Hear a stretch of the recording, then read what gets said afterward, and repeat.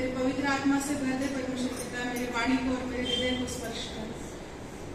जो भी मैं कहूँ परमेश्वर पिता तेरे वचनों की ओर से हो और हमारे लिए संजीवन का काम करेगा। मुझे ऐसे दया तो कर परमेश्वर पिता।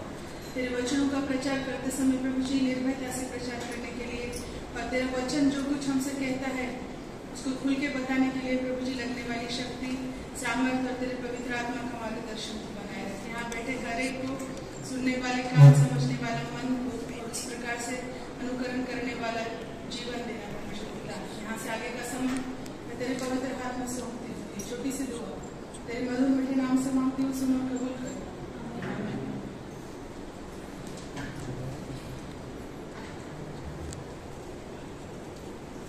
आज के मनन का जो शास्त्र पाठ हमने चुना है वो यूहन्ना रचित सुसमाचार उसका 10वां अध्याय 7 से 11 तक है। तो 11वां पद इस प्रकार से है कि अच्छा चरवाहा मैं हूँ, अच्छा चरवाहा भेड़ों के लिए अपना प्राण देता है। और 7वां वचन ये है कि मैं तुमसे सच सच कहता हूँ, भेड़ों का द्वार मैं हूँ। जितने मुझसे पहले आए वे सब चोर और डाकू थे, परंतु भेड़ों ने उनकी न सुनी। तो आज हमने बहुत सी बार इन वचनों को देखा है, सुना है। यीशु सच्चा चरवाहा है, यीशु हमारा चरवाहा है, मुझे किसी चीज की घटी न होगी। जब भी डर लगता है फटाफट हम लोग भजन तेज बोलते हैं ना, परमेश्वर माझा मींढपाळ है, बचपन से लेके वो हमको लर्न कराया जाता है कि हमें किसी चीज की घटी नहीं है, क्योंकि वो हमारा चरवाहा है, हमें चराने वाला है। और यीशु मसीह खुद को अच्छा चरवाहा बताता है, खुद को वो एक अच्छा चरवाहा बताता है और भेड़ों के आने का द्वार है। वो हमें संभालता है, वो हमें चलाता है, वो हमें हरा हरा घास जहाँ पर होगी वहां पर लिए चलता है, वो हमारे चिन्ह जी लेके आता है। हमको सब कुछ लर्न है भजन 23 और उसके मुताबिक हमारा विश्वास है। मैं आपको मेरी साक्ष्य बताऊं, हम जब हमारे नए घर में रहने गए तो मैंने भी इसी वचन का आधार लिया था कि भले ही मैं मृत्यु की खाई में से गुजरूं तो भी ना डरूंगी, क्योंकि तू मुझे बचाने वाला है। और सच में मुझे लगता था कि मैं मौत से भरी हुई चराई में हूँ और कुछ भी मेरे साथ हो सकता है। लेकिन परमेश्वर की दया देखिए कि पिछले 3 सालों में हम वहाँ पर है, बहुत स्वस्थ, सुरक्षित, और हमारा एक बर्तन घसने का साबुन भी वहां से अभी तक चोरी नहीं हुआ। जो छोटे बच्चे उनके होते हैं, उनको बेबीज होते हैं भेड़ों को, तो वो उनको अपने कंधे पर लेकर, अपने हाथ में लेकर उनको चलता है खुद। और जो बच्चों को दूध पिलाने वाली माएँ हैं उनको वो धीरे धीरे चलाता है ताकि उन्हें कुछ चलने में तकलीफ ना हो और उन्हें कुछ प्रॉब्लम ना हो। तो इतनी बारीकी से भेड़ों को चराने का वर्णन इस बाइबल में दिया है, भेड़ों का, बकरियों का। और हम देखते हैं कि बाइबल में हम जितना भी पढ़ेंगे जा रहा है और हम उस पर विश्वास रख के निश्चिंत होकर अपना जीवन बिता रहे हैं, क्योंकि ये हमारा वैयक्तिक अनुभव है कि हमें अब तक किसी भी भली चीज की कमी घटी नहीं पड़ी। हमारा सबका भी ये साक्ष्य होगी कि परमेश्वर हमें दिन प्रतिदिन का जो भी है, जैसा हम प्रभु की प्रार्थना में बोलते हैं, प्रतिदिन की रोटी तो आज हमें मिले, तो बराबर हम सबको रोटी मिलती है, बराबर हम सबको कपड़े मिलते हैं, बराबर हमारी जो भी जरूरत की चीजें हैं यहोवा हमें मुहैया करता है। यीशु हमारा परमेश्वर हमें मुहैया करता है। तो परमेश्वर का ये वचन विश्वास योग्य है कि यहोवा हमारा चरवाहा है और वो हमें चला रहा है, धीरे धीरे हाथ में उठाकर, संभाल कर और अच्छा अच्छा भोजन हमें देकर वो हमें चराता है। ये उदाहरण यीशु मसीह के द्वारा दिया गया है। और एक भेड़ बकरी एक सामान्य प्राणी है, लेकिन वो आज बाइबल में बहुत सी जगह पर उसका उदाहरण हमें देखने मिलता है। तो मैं इस आश्वासन के साथ जो प्रश्न आगे आया है उसकी ओर आपका ध्यान केंद्रित करना चाहती हूँ। मेरे भी जीवन में काफी समय तक मैंने इतना ही समझा कि यहोवा मेरा चरवाहा है, मैं उससे मांगूंगी वो मुझे देगा, मांगो तो मिलेगा और ढूंढो तो पाओगे, खटखटाओ तो खोला जाएगा, तुम्हारे लिए सब कुछ दे दिया है ना। और भेड़ों को हम हमारी उपमा देते हैं, हम उसकी भेड़े हैं। तो मैं आपको और एक थोड़ा ध्यान आपका वो चीजों के लिए लेके जाना चाहती हूँ कि भेड़ और बकरी, कुछ बकरियां भी होती है, कुछ भेड़ होती है।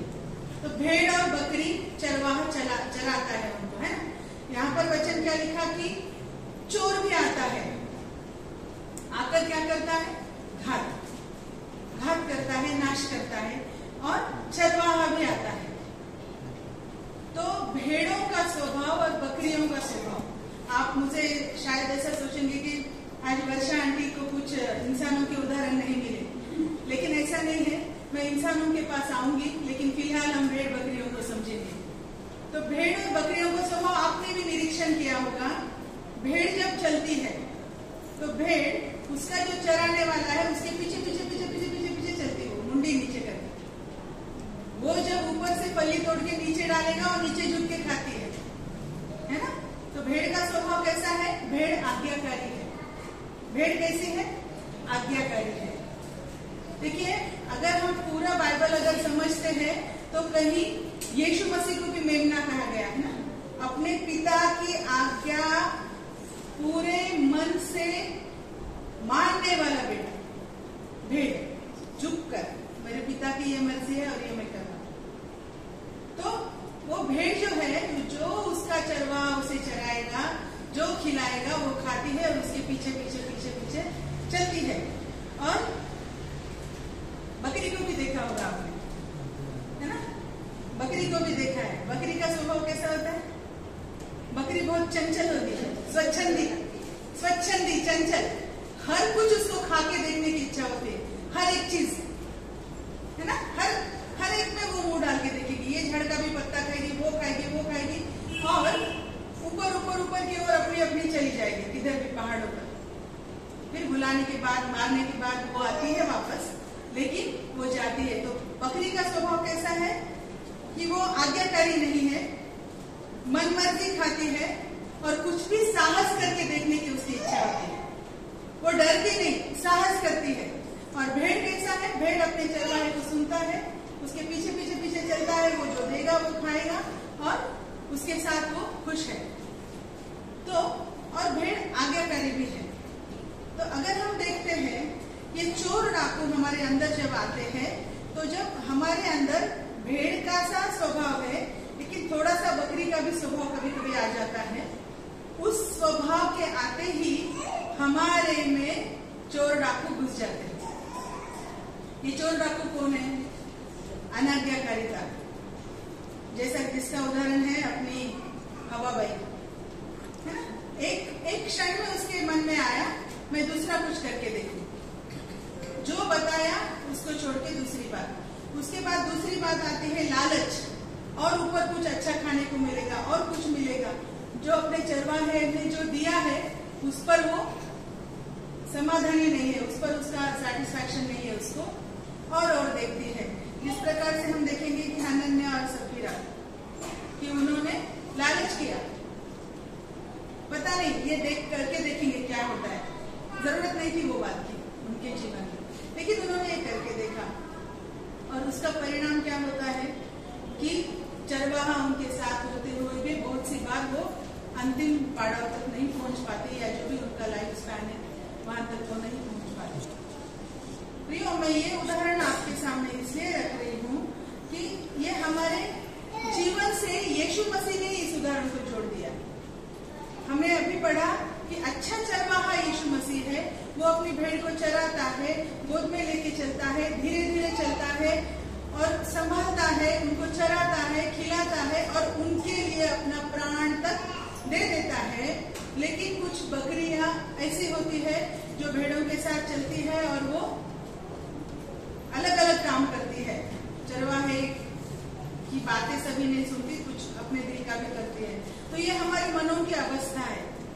ये दो जो स्वभाव यहाँ पर दिखे हैं, ये हमारे मनों की अवस्था है कि बहुत सी बार सांसारिक जो प्रापंचिक जरूरतें होती है, या कुछ मैं कहूँगी कि हमें ऐसा लगता है कि फलानी एक चीज मेरे लिए बहुत ज्यादा महत्वपूर्ण है इस क्षण के लिए।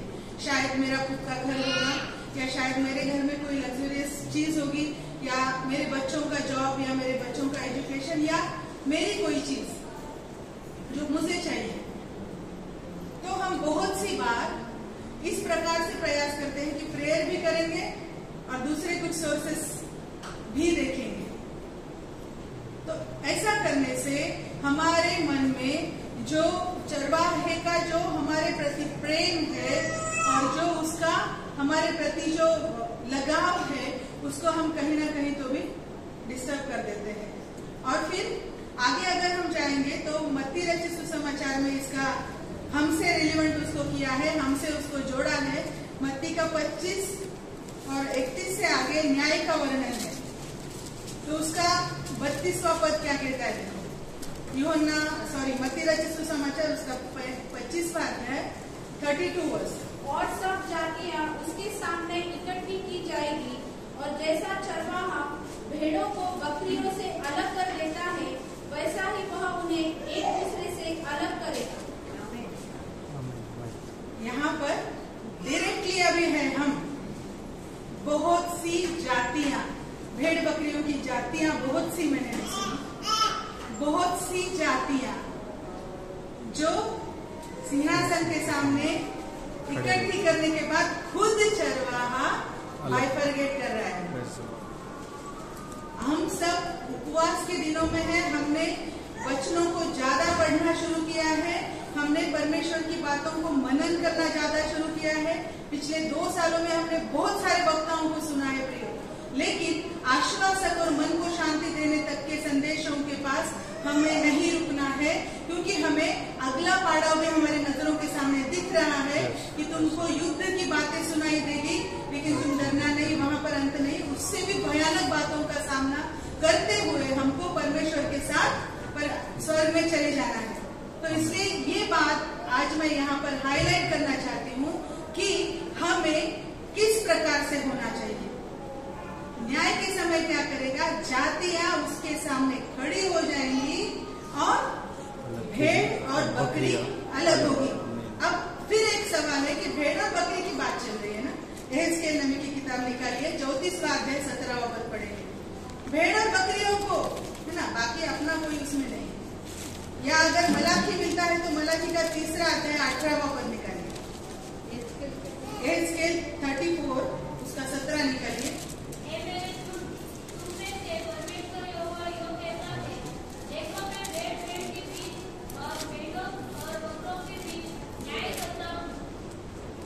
मेरी झुंड, ये झुंड कौन है? ये भेड़ बकरियां नहीं है, ये हम हैं। और हमें वो अलग अलग करता है। न्याय के दिन प्रियो हमें सच में समझ में आएगा कि हम भेड़ है या हम बकरी थे। तो इन बातों के बारे में हमें सीरियसली सोचना है कि वह अलग अलग करेगा, है ना।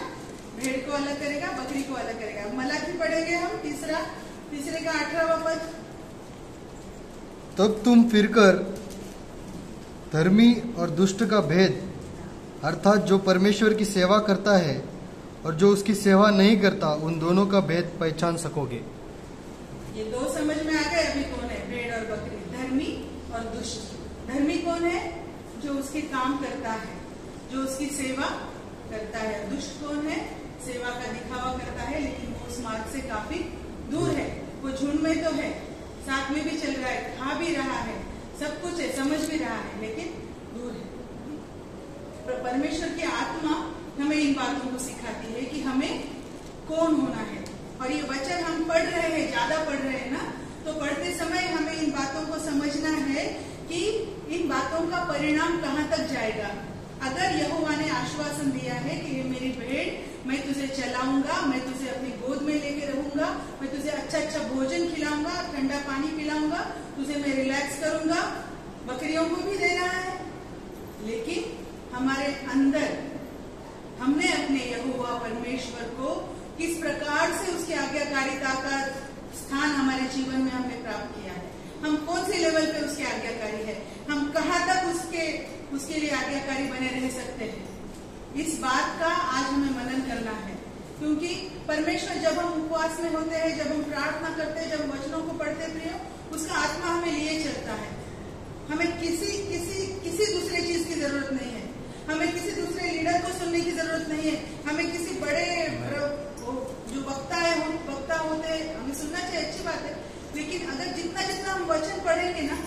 ये बातें परमेश्वर खुद से हमें सिखाता है, क्योंकि हम उसके बच्चे हैं। अगर उसको आवश्यकता होती कि हम किसी के थ्रू ये सुने, तो अभी तक भी नबी और नबूवतें चलती, लेकिन आज हम डायरेक्ट उससे बात कर सकते हैं, क्योंकि वो हमारा पिता और हम उसके बच्चे हैं। अपने पापा से अगर कोई चीज मांगनी हो तो हम पड़ोसी को बुला के नहीं लाते कि तू बहुत अच्छी तरह से, तेरी भाषा है, शुद्ध भाषा में बात करता है, तो तू आके मेरे पापा को बोल कि मुझे फलाने रुपए की चॉकलेट चाहिए या मुझे कोई साइकिल चाहिए। नहीं, जो भाषा हमारी है, जैसा हम समझते हैं, हम अपने पिता से बात करते हैं। उसी प्रकार प्रभु यीशु मसीह अपने हमसे चाहता कि हम उस पर पूरा विश्वास करें और हम उस पर विश्वास करते हुए उसकी भेड़ बने। और जो दुष्ट है पिछले दरवाजे से आता है ना, संसारिक बातें, बीमारियां और सब लालसाएं, सब ये संसार की चीजें, ये सब हमें दिखाकर बहका देता है। वो उसके साथ जाकर तुम क्या फलियां खाते हो, चलो इधर पिज्जा खाएंगे, इस प्रकार से वो अपना माइंड डाइवर्ट कर देता है और हमें अंत तक समझ में नहीं आता। प्रियो, इस प्रकार से हम भूले मिले होते हैं कि हमें समझ में नहीं आता। हमें बहुत सी बार लगता है हम विश्वास में हैं, लेकिन बहुत सी बार ऐसा होता है कि हम थोड़े से बाजू को जा चुके होते हैं। तो यहाँ पर ऐसा लिखा है, उनको अलग करेगा, एक को दाहिनी ओर, एक को बाईं ओर। दाहिनी ओर के कहाँ जाएंगे? पढ़ो वचन में, मत्ती 25 का 32 पद, 32-33 होगा शायद। दाहिनी ओर के और सब जातियां उसके सामने इकट्ठा की जाएंगी, और जैसे चरवाहा भेड़ों को बकरियों से अलग कर देता है, वैसे ही वह उन्हें एक दूसरे से अलग करेगा। वह भेड़ों को अपनी दाहिनी ओर और बकरियों को बाईं ओर खड़ा करेगा। भेड़ों को दाहिनी ओर, दाहिनी यानी राइट साइड ना, और बकरियों को left out, left out, left के आगे आउट भी आता है। तो ये जो बात है प्रियो, ये जो बात है, अगर हम इसी अध्याय को आगे आगे पढ़ेंगे तो वहां पर लिखा है कि जो दाहिनी ओर बैठे हैं उनको बोलेगा, हे मेरे प्रियो आओ, और ये परमेश्वर का राज्य तुम्हारे लिए रखा है, इसे लो। और जो बाईं ओर है उनको क्या कहेगा? दंड देगा, दंड, अनंत दंड। तो अब हम जाएंगे कि हमें चौकस होना है। अच्छा, हम सबको मालूम है न्याय होने वाला है ना, दाहिनी ओर बाईं ओर जो भी खड़ा किया जाएगा, ये सब कब होगा? हमारी मृत्यु के बाद, जब हम मर जाएंगे उसके बाद ये सब होगा। और ये सब जरूर होगा, क्योंकि ये वचनों में लिखा है। और यहाँ की लिखी हुई कोई चीज बिना काम किए वापस नहीं जाती, ऐसा मेरा पूरा विश्वास है। आमीन। और इसलिए हम यहाँ पर बैठे हैं कि हम सबका भी ये विश्वास है कि परमेश्वर का वचन अगर वो हमें चरा रहा है, डेली रोटी दे रहा है, पानी दे रहा है, विश्राम दे रहा है, अच्छा काम दिया है, अच्छा विश्राम दिया है, तो न्याय भी करेगा। और ये चेतावनी आज के दिन के लिए हम सबके लिए है, मेरे लिए भी है।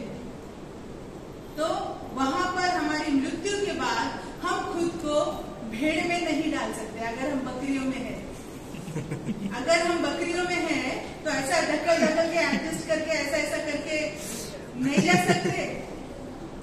क्यों बोले तो, अगर जाना है तो वहां पर हमें हमारे कामों के द्वारा हम जा सकते हैं, क्योंकि वहां पर इस प्रकार से लिखा है, मत्ती का 25 का 35 और 36। लेकिन उसके पहले मैं बोलूंगी आपको कि हमारे कामों के द्वारा हमें जाना है। तो काम कौन से देखिए, मत्ती 25 का 35 और 36 पढ़िए। क्या काम किए हैं वो भेड़ों ने, कौन से काम किए हैं? क्योंकि मैं भूखा था और तुमने मुझे खाने को दिया, मैं प्यासा था और तुमने मुझे पानी पिलाया, मैं परदेसी था, तुमने मुझे अपने घर में ठहराया, मैं नंगा था, तुमने मुझे कपड़े पहनाए, मैं बीमार था, तुमने मेरी सुनी ली, मैं बंदी गृह में था, तुम मुझसे मिलने आए। ये सब काम करने हैं। पहला क्या है? भूखों को खाना दो, कपड़े को कपड़े दो, पानी पिलाओ, पर्दे से। मंदिरों में मिलने जाओ, अस्पताल में मिलने जाओ। यहाँ पर लिखा है क्या तुम्हारे जितने चर्च के रुकनों में मिलने जाओ? नहीं, ये काम है। इससे हम अच्छे बुरे ठहरे जाएंगे। जो दाहिनी ओर थे उन्होंने ये सब काम किए हैं। तो अगर हम बकरी है, ऐसा हमें वहां पर समझ में आया, और अगर हम थोड़ा थोड़ा ढकलना एक दूसरे को शुरू करके मैं घुस जाऊंगा, जैसे घुसती है ना, तुम देखो भेड़ जब चलती है 100-200 तो वो एक दूसरे को ढकल ढकल के चलती है आगे। तो ऐसा घुसना भी चाहेंगे तो नहीं जा सकते। क्यों नहीं जा सकते मालूम? मृत्यु के बाद हम कुछ नहीं कर सकते। और इसकी साक्ष्य प्रभु यीशु मसीह देता है। यूहन्ना का 9वां अध्याय निकालिए और उसका 4था पद पढ़िए। मृत्यु हो जाने के बाद हम कुछ काम नहीं कर सकते, क्योंकि अगर ये सब काम हमने किए हैं तो हम भेड़ों में जाएंगे। जिसने मुझे भेजा है, हमें उसके काम दिन ही दिन में करना अवश्य है। वह रात आने वाली है जिसमें कोई काम नहीं कर सकता। ये मृत्यु का वर्णन है प्रियो। दिन ही दिन में जब हम जिंदा हैं तो हमें अपने अनंत जीवन की तैयारी करनी है, क्योंकि आपको समझ में आ जाएगा जिनको अनंत दंड है वो अनंत मृत्यु की ओर जा रहे हैं, और जिनको स्वर्ग के राज्य के लिए बुलाए, राज्य तुम्हारा है लो, तो वहां पर वो अनंत जीवन की ओर गए हैं। और साधा काम है, पानी पिलाओ, खाना खिलाओ, कपड़े धो, है ना, मिलने जाओ, मीठी बात करो, सिंपल। लेकिन ये करने के लिए हमें बहुत सारा कॉम्प्रोमाइज करना पड़ता है। हमारा टाइम, हमारा ईगो, हमारा सोशल स्टेटस, हमारी सब बातें इसके बीच में आती। मैं क्यों करूं, मैं क्यों जाऊं, या फिर आज मुझे टाइम नहीं है। मैं तो खुद तो बहुत ही रोती हूँ टाइम को लेके आजकल, कि मैं इतना दूर जाके इतना दूर आ गई, अब मेरे को टाइम नहीं। तो ये जो है ना, ये कौन डालता है हमारे दिमागों में मालूम? जो चोर है, जो पिछले दरवाजे से आता ना, वो हमें परमेश्वर के काम नहीं करने देता। वो बोलता है अगर तुमको बहुत बड़ा तुम वक्ता चाहिए, तुम परमेश्वर के वचनों को सुनाना चाहिए, तुम उसके लिए मार सहो, उसके लिए ये करो, वही हमको उदाहरण बताते रहेंगे। अब ये कुछ भी नहीं है, लेकिन यही बात वचनों में लिखी है प्रियो। इसे हमने पढ़ा है, जो परमेश्वर यहोवा की ओर से है, कि वो हमसे चाहता हम छोटे छोटे कामों के द्वारा, अच्छे कामों के द्वारा, उसकी सेवा के द्वारा उसके राज्य के भागी बने। तो ये सब जो काम है वो काम हमें करने हैं, ताकि हम दाहिनी ओर अनंत जीवन की ओर जा सके।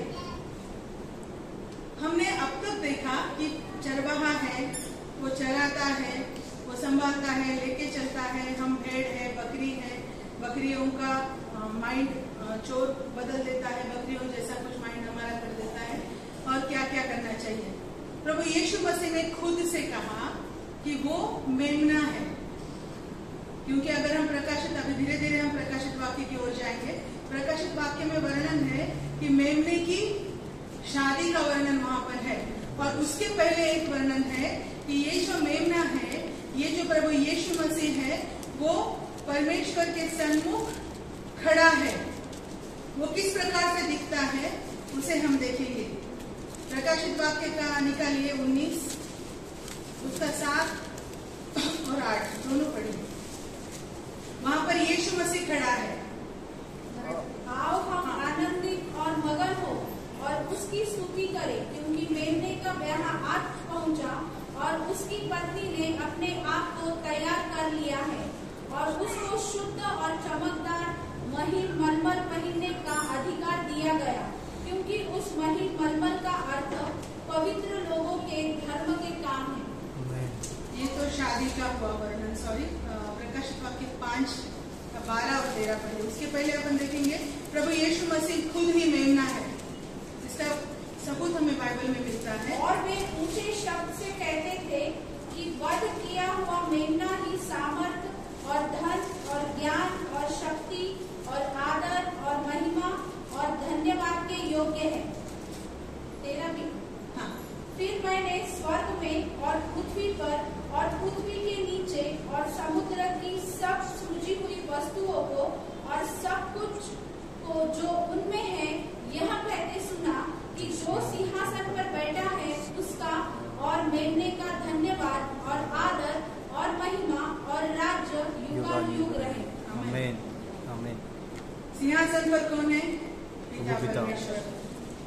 हमारे लिए मध्यस्थिति करके हमें सब प्रोवाइड करके उसके सामने खाली होके कौन खड़ा है? वध किया हुआ मेरा यीशु मसीह। लेकिन उसके पास अभी क्या है? सामर्थ्य है, धन है, मान, आदर, महिमा, सब कुछ उसका है। क्यों है?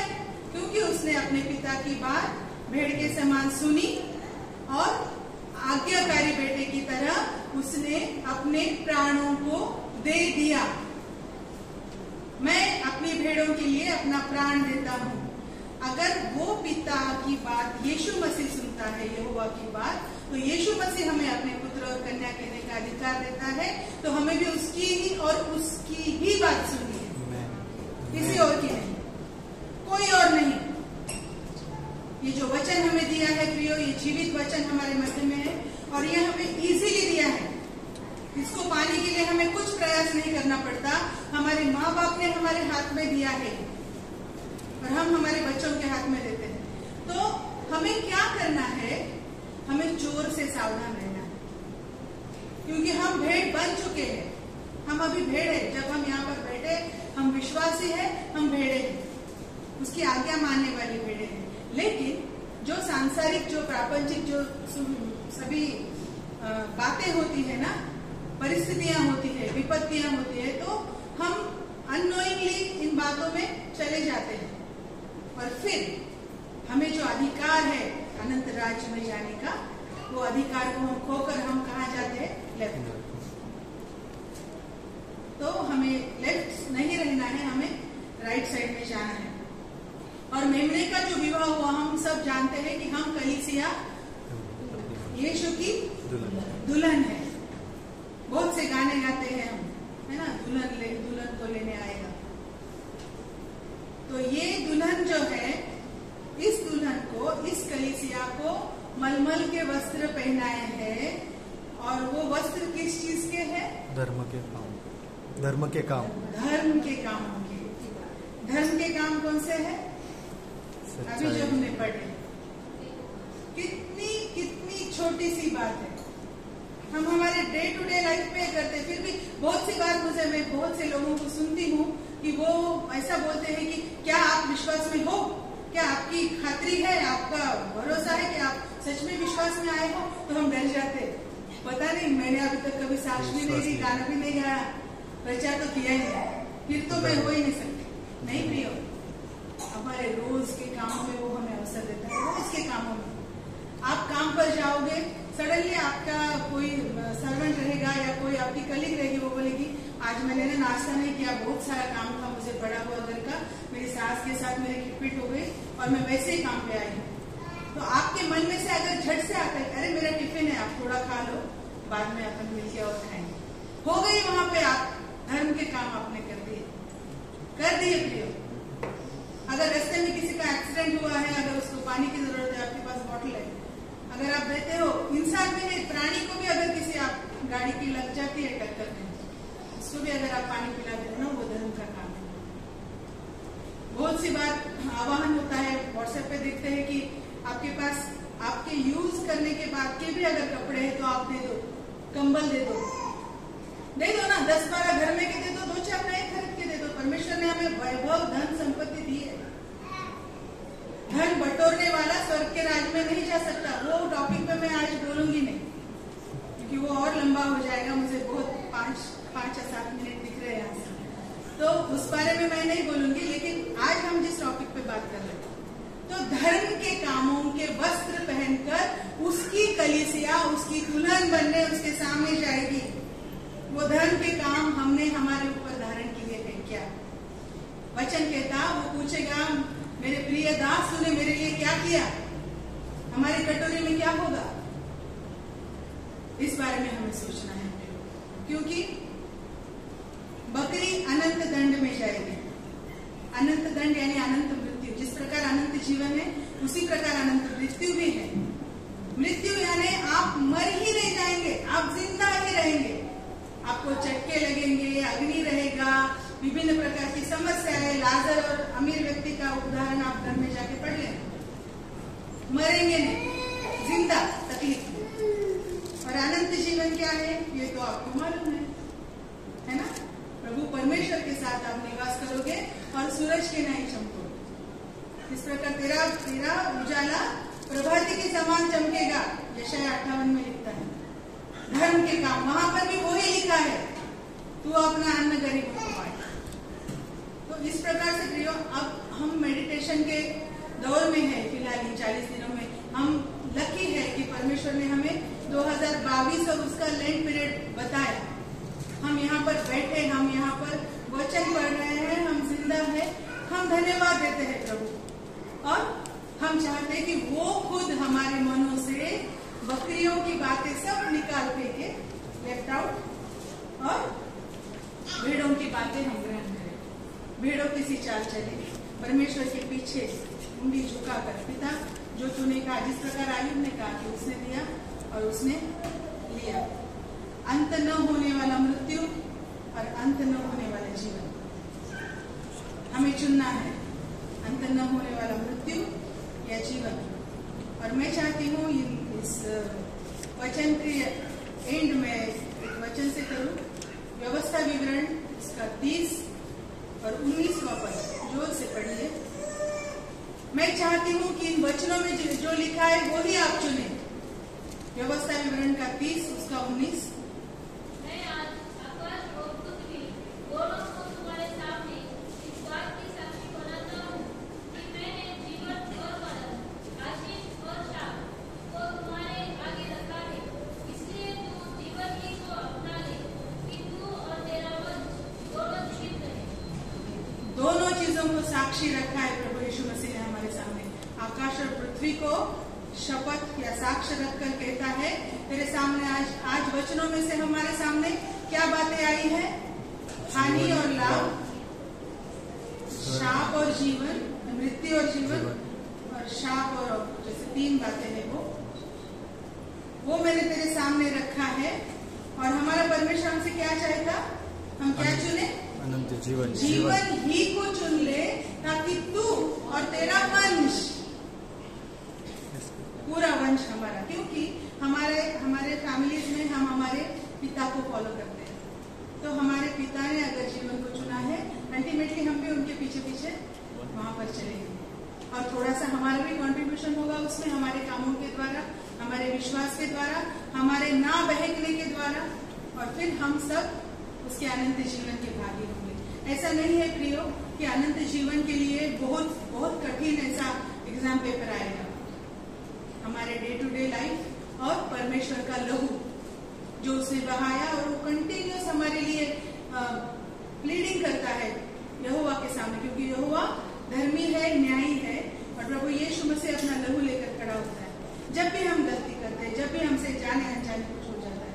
तो यही समय है जबकि हम दिन में है, हम रात में जाने से पहले इन बातों को सोचे, समझे और अपने जीवनों को ज्यादातर वचनों में चलाने के लिए, परमेश्वर की इच्छा अनुसार चलाने के लिए, अच्छे और धर्म के काम करने के लिए सदैव तत्पर रखें, ताकि हम जिंदा रहे, अनंत जीवन तक जिंदा रहे।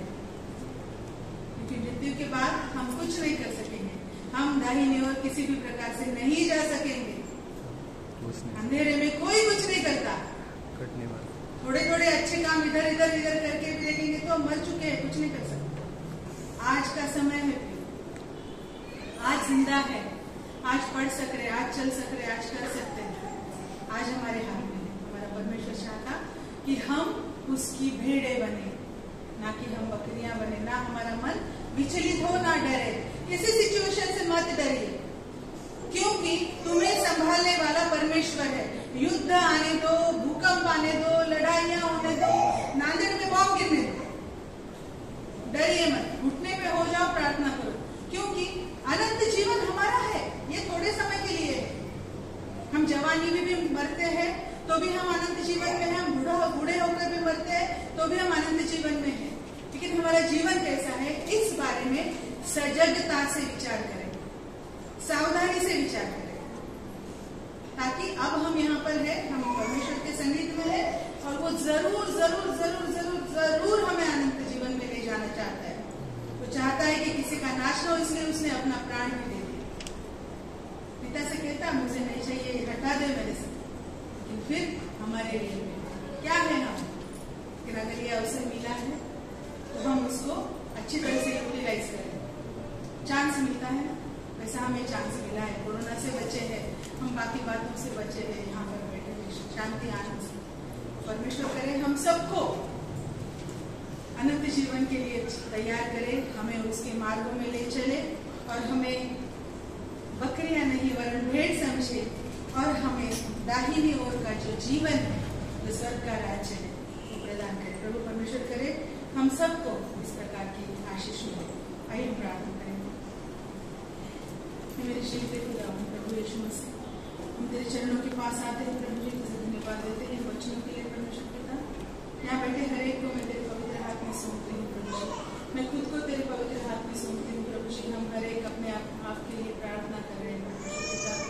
पिछले दिनों में प्रभु जी अगर हमारे मन में और हमारे विचारों में अगर कुछ भी खुद की समझ से कुछ बातें अगर हमने की होगी बकरियों के समान परमेश्वर पिता, तो वो बातें निकाल कर प्रभु जी हम भेड़ की नहीं तेरे आज्ञाकारी बने और तेरी आज्ञाओं में चले और तेरे धर्म के काम करे। ऐसा अनुग्रह हर एक पर उंडे दे प्रभु जी।